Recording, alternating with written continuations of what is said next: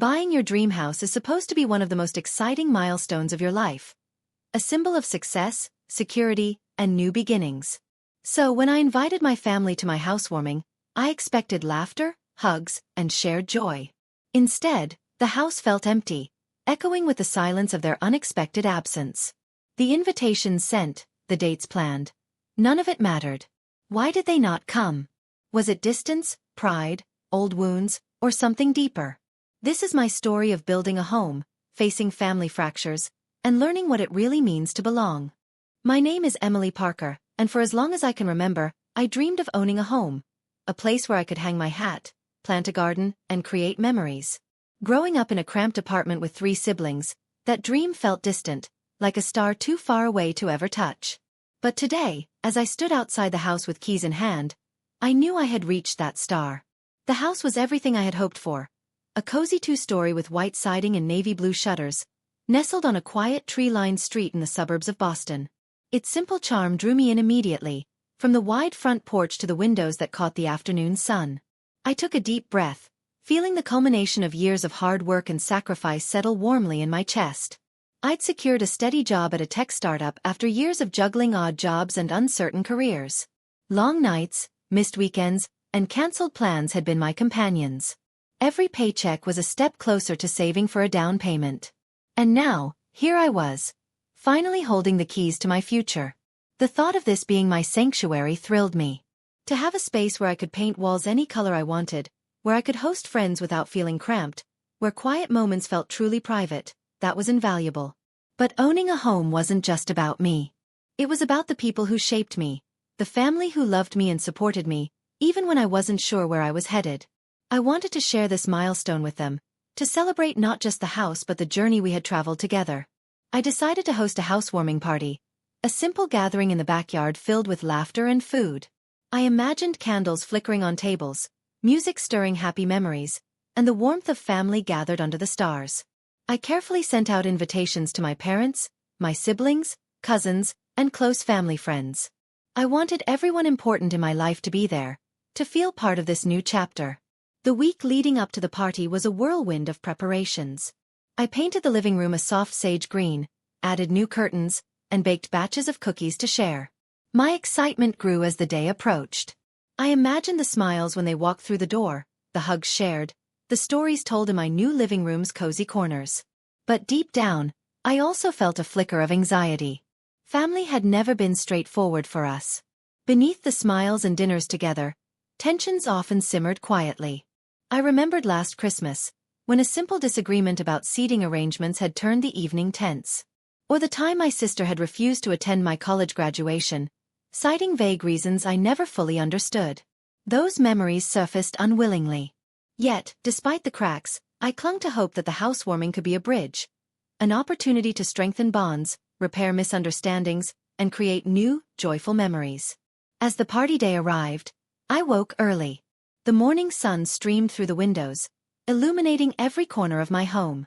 I moved through the rooms, checking details one last time, adjusting flowers in vases, setting plates neatly on the dining table. I dressed in a light blue dress I'd bought just for the occasion. A dress that made me feel both elegant and comfortable. I poured myself a cup of coffee, savoring the moment of calm before the storm of guests. The doorbell rang for the first time just as I was arranging appetizers, and I smiled, expecting my mother. But the minutes ticked by, and one guest did not materialize after another. Outside, the afternoon sky shifted from a bright blue to an overcast gray. Inside, the house remained eerily quiet. I checked my phone, scrolled through messages, waiting for updates or apologies. Hours passed, my heart sinking with each unanswered call. The housewarming party I had imagined was instead an empty house filled with silence. I sat on the couch, the weight of disappointment settling around me like a heavy blanket. Why wasn't anyone coming? A part of me blamed logistics, distance, busy schedules. But another, sharper part whispered fears I wasn't ready to face. Did they care? Did they want to celebrate with me? Or was this event, this milestone, less important to them than I had believed? That night, I sat alone on the porch swing, the cool air wrapping around me as stars blinked overhead. This house, my dream house, felt vast and empty without the people I longed to share it with. But I promised myself then, no matter what, this home would be a place of strength. A place where I would grow, heal, and build a life on my own terms. And someday, maybe, those absent today would understand the meaning of what I'd created. For now, the keys were in my hand, and the future was still wide open. The day after the housewarming party that wasn't, I woke up with a heavy feeling settling deep inside me. The house, my dream house, felt different now. Instead of warmth and laughter, it felt distant and cold, as if the walls themselves carried echoes of absence. I began to piece together what had happened, replaying the day over and over in my mind. I had prepared every detail with care, invited my family with ample notice, yet none had shown. No RSVPs, no explanations, no messages of regret. The silence stung. I thought about calling my parents first. Maybe they were caught up in something urgent? But hesitation stopped me. What if I didn't like the answers? Still, I dialed my mother's number. Her voice was pleasant, but tired. "Oh, Emily," she said softly. "We're sorry we couldn't make it. It was unexpected." "Unexpected," I repeated, bewildered. "Yes," she answered. "There was a meeting your father couldn't miss, and your brother was feeling unwell." Her words sounded like excuses, rehearsed and hollow. I wanted to believe her, but the truth gnawed at me.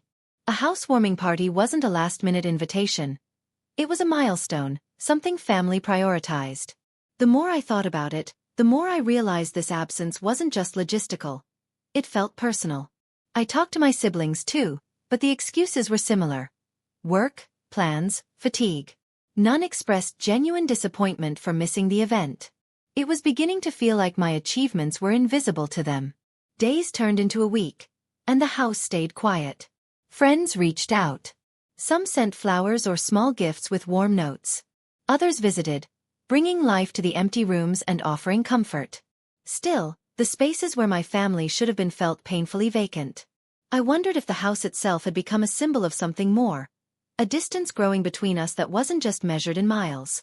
The kitchen table, once a gathering spot for shared meals and stories, remained clear. The porch, meant for late-night talks and laughter, sat empty under the shade of the trees. Even my achievements seemed overshadowed by unspoken tensions. Late one evening, my fiancé and I sat together on the couch, sharing a quiet moment. I voiced the doubts that had been eating at me. "Do you think they're upset with me?" I asked, my voice barely above a whisper. He reached for my hand, squeezing it gently. "I don't think it's about you. Sometimes family issues run deeper than a missed party. But it feels like rejection." "I know. But it's their way of communicating, not yours." "You've done nothing wrong," he reassured me. His words helped, but the ache remained. I realized then that owning a house wasn't just about having a place to live. It was about creating a home, a place connected to love, belonging and acceptance. And for that, walls and furniture were not enough. Over the next few days, I tried to reach out again, inviting my family for coffee or dinner to reconnect. The responses were vague, cautious, or non-existent. It was as if the housewarming was a test I hadn't known I'd been taking, and had quietly failed. But I wasn't ready to give up. My dream house was still mine, but more importantly, it was a blank canvas waiting for new stories, new connections. If my family wasn't ready to join me there, I would keep the door open, waiting and hoping. Because eventually, I believed, a house would become a true home when filled with people who chose to be there, no matter the struggles. And that hope was worth holding on to. In the weeks that followed the quiet housewarming, I felt a growing distance. Not just physical, but emotional. My phone seemed to buzz less with calls from my family, and visits became infrequent. When I summoned the courage to call or text, the replies were curt or delayed. Each non-response carved cracks in my heart. It felt like our relationships were slowly unraveling, strand by strand. I found myself questioning everything. Had my achievement, the house, this milestone, alienated them? Had my struggle toward independence and success unintentionally put walls between us? More painful than their absence was the silence about it. No explanations, no conversations to bridge the gap. It was like they didn't want to confront the change or perhaps didn't know how. I tried to bring it up gently one evening with my mother during yet another tense meal. "Mom, can we talk about what happened?" About why no one came to the housewarming. Her face tightened, eyes darting away. I don't think it's a good time to revisit that, Emily. I pressed on. I just want to understand. Is there something I did? She sighed deeply. It's not just about the house, Emily. It's about how things have changed. How you've changed. The honesty stung. I haven't changed who I am. But your life is different now, and some of us feel left behind, she said quietly, her voice breaking. Her words opened a door I hadn't expected. The feeling that my success, instead of being celebrated, felt like a wedge. I realized then how family dynamics are complicated, layered with emotions like jealousy, pride, misunderstanding, and fear of losing connection. I reached out to my siblings next, hoping to find clarity. My brother, usually reserved, admitted, "We didn't mean to hurt you.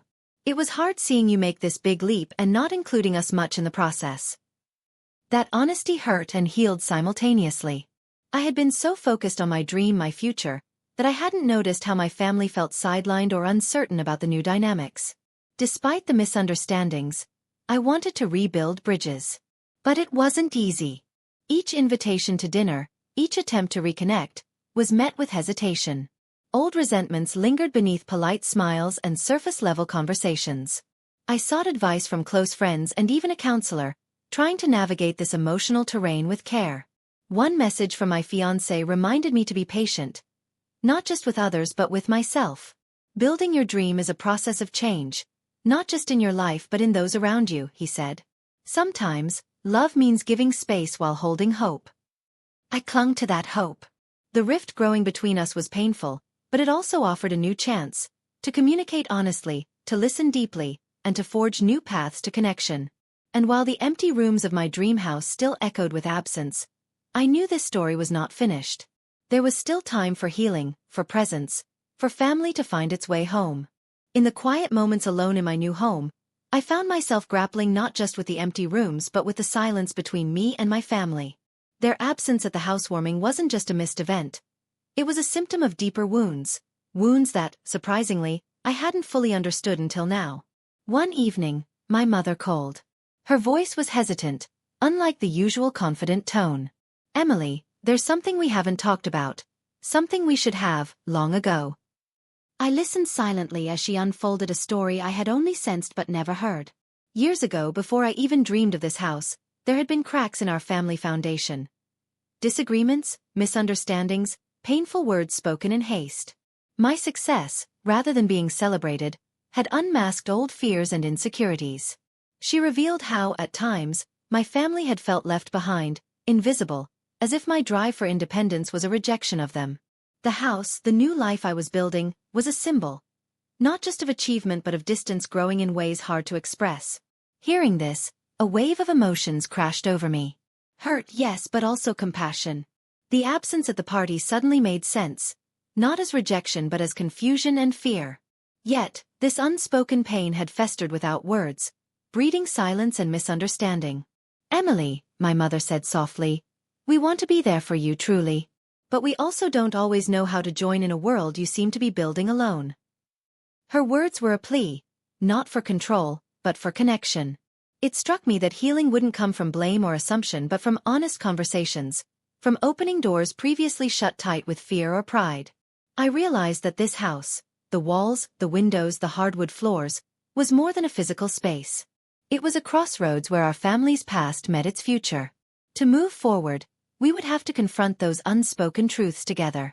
That night, I sat on the porch, the gentle breeze carrying away some of the heaviness of the days before. The journey ahead wouldn't be easy, but it was necessary. Building a home wasn't about perfection. It was about presence, understanding, and the courage to embrace vulnerability. And for the first time since the housewarming, I believed we could. After the difficult conversation with my mother, I knew we couldn't go back to how things were. The silence wasn't just distance. It was a wall built from years of unspoken feelings and missed chances. But I was determined that this house, my dream house, would become a space of healing, not heartbreak. I started with small steps. Instead of grand gestures or heavy discussions, I invited family members over one at a time for coffee or casual dinners. The goal wasn't to fix everything at once but to begin conversations without pressure. My sister was the first to visit. We sat on the couch, the early evening light filtering through the windows. We shared stories, not only about the house but about the struggles and hopes we'd both carried silently. She admitted she felt confused by my drive and sometimes shut out, even though I never meant to exclude her. I shared my fears of losing connection as I built my future. It was raw, honest, and the first genuine step toward understanding. Next came my brother, quieter but willing. He helped me set up shelves in the living room, and between hammering and laughter, we bridged some of the gap with shared effort. My parents also started visiting more, cautious but present. Conversations unfolded hesitantly at first, but gradually, walls came down. I realized that rebuilding trust and closeness wasn't about perfection. It was about showing up, listening, and being vulnerable. Small actions mattered: the smile across the dinner table, the shared meal, the willingness to try again. The house began to feel different too, filled with warmth, voices, and life instead of just rooms and furniture. Though old wounds lingered, the effort to heal was mutual. We weren't perfect, but we were moving forward. For the first time in months I felt hope. This house might finally become the home I had dreamed of, not just for me, but for all of us. As the days turned into weeks, the small steps toward reconciliation felt like a fragile thread keeping us connected. But beneath the surface, I sensed the old dynamics, the fear, the misunderstandings, still whispered in shadows. Healing wasn't a straight path. It was twisted with setbacks and lessons. One afternoon, my family gathered for a visit. More people in the house than I'd seen in months. The atmosphere was warm but cautious, the conversations careful. I felt the exhilaration of progress but also the weight of unresolved tension. Then a conversation sparked that forced me to stand my ground. My father, well-meaning but traditional, expressed concern about future plans for the house. He suggested that certain decisions should involve the family, implying shared control. I understood where he was coming from: family ties, respect for traditions, a desire to feel connected. But I also knew this house was my hard work, my sanctuary. I paused, taking a breath to steady my voice. "I appreciate everything you've done for me," I said firmly. "But this house is my home. It reflects my journey and my choices. I want to include all of you in my life, but I also need space to make my own decisions." There was silence, an uncomfortable but necessary pause. I continued, "Families love best when they respect boundaries. I'm not pushing anyone away. I'm inviting you in, but I ask for trust and understanding." It was a turning point. Some nodded slowly, others looked away, but the message was clear. Love required both connection and independence. The conversation shifted then, opening space for honest dialogue. I shared my dreams for the future and listened to their hopes and fears. We didn't reach all agreements that day, but we planted seeds of respect and mutual understanding. Later, as the house settled back into quiet, I realized how critical it was to assert my boundaries, to balance love with self-respect. My dream house wasn't just a building. It was a declaration of who I was becoming. I was learning that standing firm was not defiance but a way to preserve the love I valued. This house would be a home where all could gather, but only when respect was the foundation. The evening sky was heavy with clouds as family once again gathered in the living room of my dream house. The air was thick with unspoken words and trembling hopes. This was to be the night everything changed or shattered forever. I looked around at faces full of history, love, and pain. Years of silence pressed heavily on us all. It wasn't just about the housewarming party anymore. It was about whether we could find our way back to each other. My heart pounded as I spoke, voice breaking the heavy quiet. "I invited you here because this house is more than walls. It's a chance to heal. But healing means honesty, respect, and presence. I won't live with silence or absence anymore." A cousin's voice cracked through the tension. "We felt shut out. Like you didn't want us here." "I did want you," I said, tears prickling. "But I needed you to meet me halfway." The room seemed to breathe with the weight of the truth. My mother's eyes glistened as she took my hand. "We're sorry for the hurt. We want to be part of your life. Can we start again?" In that moment, time slowed. The house, once silent and cold, felt alive again. Tears mingled with tentative laughter. Walls echoed with reclaimed warmth. We weren't perfect. We weren't whole. But we were together. And that was enough. The last door had opened. Not on a perfect story, but on a new beginning. As I looked around the room, I knew this house, my dream house, would finally be a home. Not because of the floorboards or paint, but because of the hearts willing to stay, to listen, and to love despite everything.